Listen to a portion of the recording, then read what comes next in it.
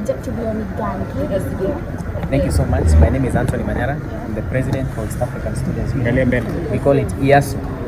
Also doubling as the president for Kenya University Students Organization, which our fellow Kenyans they know as KUSO. Today, I believe it's a very historic day in our country because all our citizens have rallied behind the Right Honorable Raila Odinga, his candidature for the African Union Commission chairperson, which we have seen it's very wise as comrades, not just in Kenya but also in the East African space, to endorse in unison. We have agreed unanimously. The more than 8 million students through their representatives. We had a special national steering committee meeting, which we incorporated national leaders from various countries, from various national youth student councils of various countries. And today at around 2 p.m. we agreed as youths, or rather as young people, we are going to help the Right Honorable Raila Odinga to do campaigns. Not just, it won't be just an affair of adults, because we know the youth are the future of not just this country but also in the East African space. We can only accept our own for us to be admired from elsewhere. So we want to rally all our students, all the student councils, all the youth organizations, all the youth councils, every young people in the East African space. We want to call upon them to come out vocally to support him. And then number two, the reason as to why we have seen it wise to address the media is so that to inform the public that we'll be having 2 meetings. We have started helping Raila do campaigns. We'll have a meeting in Arusha this weekend. We'll be in Arusha, mobilizing our student leaders. And then we'll go to Bujumbura in Burundi. We want to expand this campaign to not just be about Raila. It is about Africa. We want Africa which is united, which is progressive, which is inspiring, and it is creating opportunities for the youth.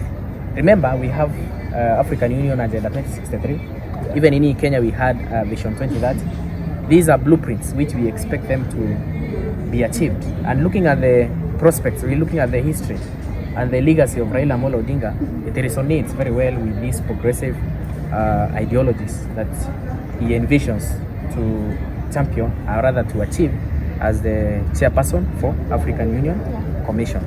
I think that is basically what we wanted to say. It is basically an endorsement, and to tell East Africans will be right at their doorsteps, campaigning for the Right Honorable Raila Odinga. What do you have to say? Thank you very much, Kenyans. My name is Naima Sheikh Abdikadir, Commonwealth Youth Council nominee for Vice Chair Inclusion and Engagement.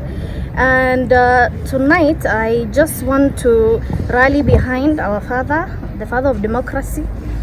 As a Pan-Africanist, as a daughter of Raila Odinga, I've campaigned with him, and I've had the opportunity to interact with him one-on-one, and I want to just give my support, whether it is expertise, whether it is with experience, whether it is with talking to the young people. We are ready for the campaign. It has the president has kickstarted it today. We have seen several head of states in our country today. Indeed, the President H.E. William Samoei Ruto has made Kenya look like a very democratic country whereby people disagree to agree. And this is the Kenya we want. So we are here to ensure Raila that we will fight tooth and nail and ensure that he is the AU chairman. And apart from that, as a Muslim and a Somali, he can personally assign to me the role of going to Djibouti. I can speak to Mahamud on behalf of H.E. Raila, the Right Honorable Raila Odinga, to step down for Baba, because Baba and him can never be on the same level. The Right Honorable Raila Odinga's profile is not something that we can speak about today or tomorrow. He has a huge profile, huge achievements, and therefore I want to declare my support for Raila Odinga. I will support him with my brains, with my experience, and all my body parts and all my body organs. Tibim. You know, we hear from Mr. here. There's something you've mentioned about talking to President Djibouti. Yes. Are you planning to do something? Maybe make a trip there? Yes, because Djibouti is basically I'm a Somali, but I'm a Kenyan, right? So Djibouti people are Somalis, but they're Djiboutians. So I think maybe he will understand my language better because he's a Muslim like me and he's a Somali like me. Tunaweza weka mkeka kwa sababu sisi in our culture we have what we call negotiated democracy. So we can call on board wazee or Somalia because even we have seen former foreign minister ule mama wa Somalia ali step down for Raila. So who is Mahmoud not to step down for our enigma? Yeah, so we tutapeleka mkeka mpaka Djibouti tukalishe huyu mzee tumwambie hasa wewe hapa hujatosha, baba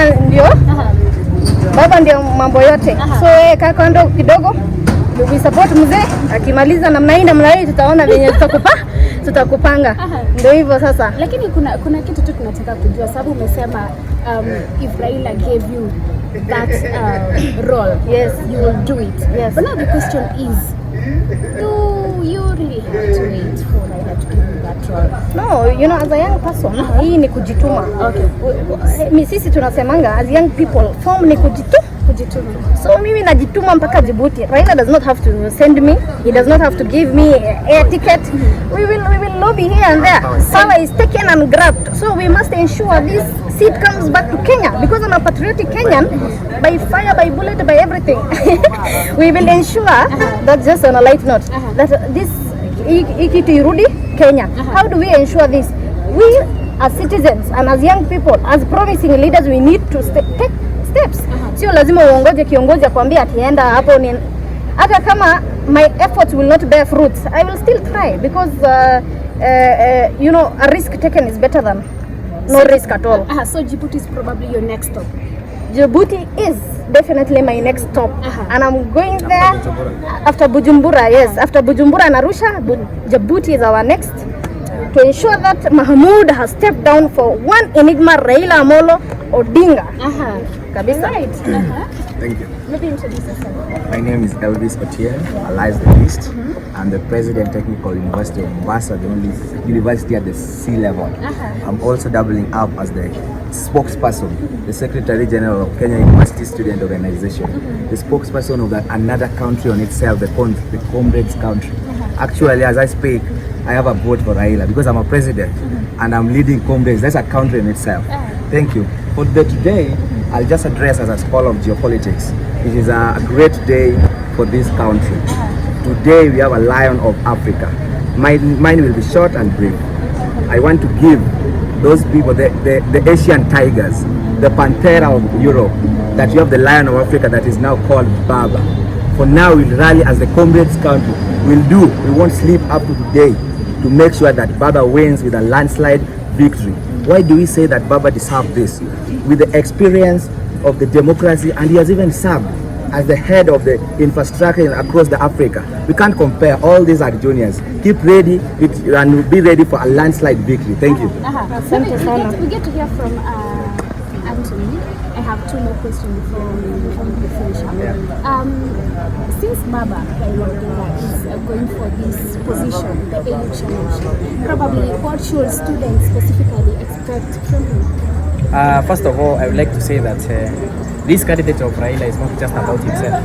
As you have seen, the country itself, including our president, William Samoei Ruto, they have made it a national affair. They have even invited various presidents. They have invited presidents, and even as we speak, I've received so many calls from very senior people in different governments, and also they want to influence their presidents also, even from the western region, that is the west of Africa, from the southern parts. We want this candidate to be all about Raila Amolo. Remember, apart from Olusegun Obasanjo, there are only two people in Africa who look like the father figure. There is Obasanjo and there is Raila Amolo. Us as students, we'll make a stand that whatever voting is being done this time round, watu wanasemanga ati kura ya baba inaenda ikiibiwa. But trust me, this is a strict warning. Afadhali sisi wote we facilitate our students, tuwaweke kwa buses, tunaenda kuchunga hiyo kura hadi sababu. Tutakuwa agents wa hiyo kura, tuhakikishe ya kwamba baba amepata hiyo kura. This is the first time we are closest to power. And trust me, you will get it. Yes. Now, maybe a final question from me. So today we've been having a couple of trending videos of university students who have been caught cheating in exams. Yeah. As a student leader for the longest time ever. What do you? I don't know. Come on, defend comrade. Niliona hiyo maneno. But trust me, you, Shiko, you will tell me that cheating is very tempting, and it's not a sin. But it is, how do I say, legally, it's something which is not supposed to happen. As KUSO, we don't support cheating, but sometimes we try to help students who universities use very draconian policies to punish those students. Sometimes they even expel students for more than 2 years, which is going overboard. But what I saw online was very disheartening and very discouraging, because it is very wrong to video, or rather to take a video of a student who is involved in cheating with those things, because you are destroying the character of that student. Remember, we are in the universities to get ourselves a better future, right? To assure ourselves a better future. Now, when you do that kind of video, it is disparaging and it is destroying the character of that student, making that student the chances of that student getting even a job becomes very much reduced. It is a sin, yes, but keep it between. Why do you subject a student to a disciplinary committee and punish them? Actually, videographing them and putting it in public is even the worst kind of punishment you can do to a student. Afadhali hata umpe miaka 5 akae nje kuliko kumchukua video, because Kenyans have seen this is a student who is half-baked. Na unajua sasa yule mwanafunzi ataambiwa arudi hiyo exam apate retake or supplementary or whatever it is, na tena si sura yake itakuwa imepatikana na atakuwa ameonekana amefanya, jamani, that was not right. So we want to say next time a lecturer tries that, as KUSO will take a stand. We are also going to expose all those lecturers who have been privately being involved with female students or vice versa. All those kind of things which have been happening behind the scenes. You know, it's all about the character. So we just want to tell lecturers and universities, we'll send a circular to all universities, vice chancellors. They should be able to give a directive to their lecturers that this kind of behavior is unacceptable. Hiyo ni kuharibia wanafunzi maisha yao na si poa. It's like telling someone to expose themselves because they are maybe not using condom, which are majorly supplying in our institutions. No. These are private issues, you know. There are things you're supposed to put public and others you're not supposed to put public. What we saw online was very bad, and we condemn it using the highest terms possible. So this means as a student leader, probably next time we're going to take a step against maybe lecturers. We will strip naked that lecturer who will try that bullshit again. Trust me. Mtu ajaribu tena kuchukua wanafunzi picha aweke social media. Trust me, huyo lecturer tutamuendea mahali atakuwa. This is a strict warning and we will do it. It is wrong what they did. It's wrong. It is punishable. It is demonic. It is evil. Mwanafunzi akiiba, kwani ameua mtu? Si anapitia disciplinary committee, right? Na anapelekwa nyumbani, sijui anapewa 2 years or 1 year, whatever it is. Everyone does a sin. Wakati mwingine unaiba sukari, wakati mwingine chumvi. Are you killed for that? Really? You have not, I mean, theft is not murder, right? We are not really encouraging cheating. But taking videos of those students was wrong. You are jeopardizing their future. You are suppressing their voices. You are doing harm to their future, and it's not right. That is our stand. Yeah. With that said, maybe have you taken any step of maybe looking for the universities?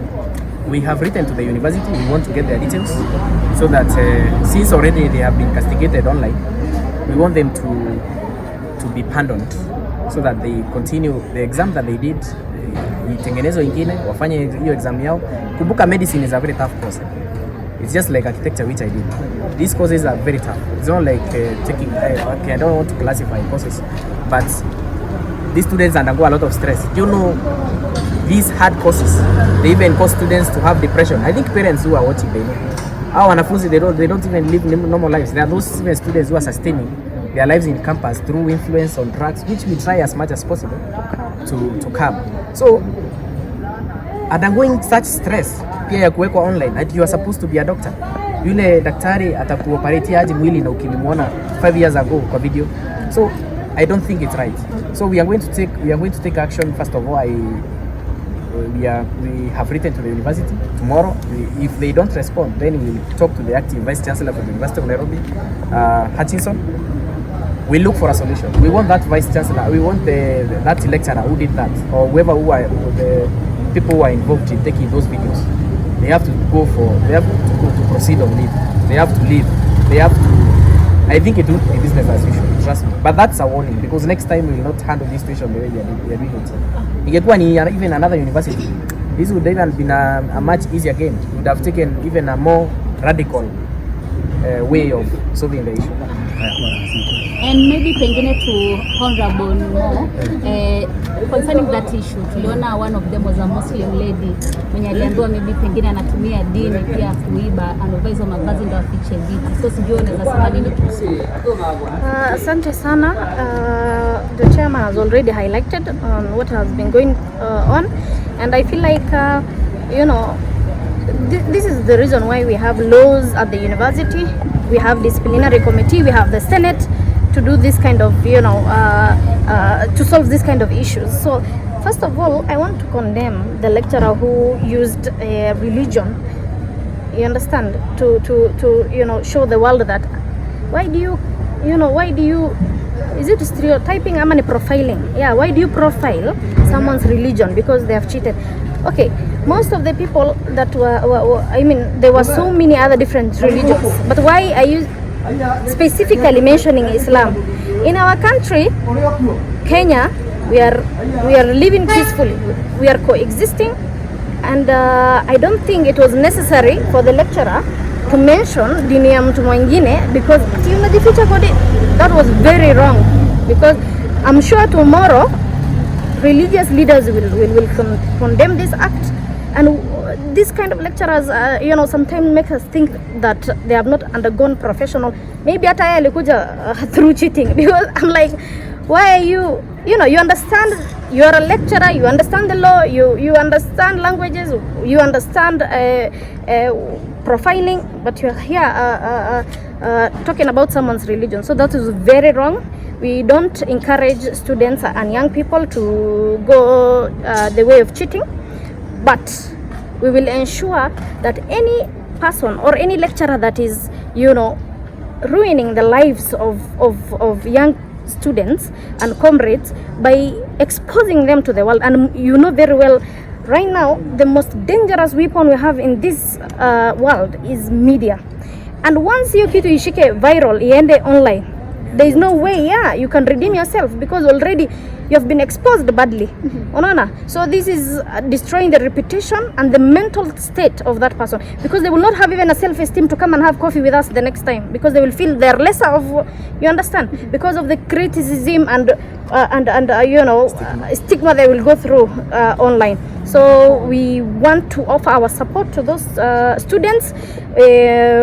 Personally, I'm ready to pay for their therapy because they have undergone such a drastic and a dramatic evening or morning during that session. So we are ready to offer our support, and we tell them we are welcome. You can always be given second chances in life. You are not a murderer. You have not done something ambaye inaweza kufanya ati you will be chased away from the society. So you're welcome, guys. We will ensure we reach out to young people.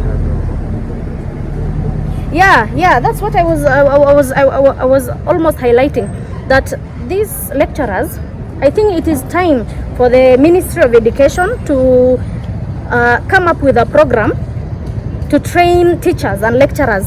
Waende hapo KSG 4 weeks, wapigwe inahitaji training nyingine kali, ndio wakikuja university they don't blabber. Wanasema unajua kuna lecturers wengine they just because umefanya makosa anakuja anakuambia wewe, anakuongelesha vibaya. So I think we need this kind of trainings.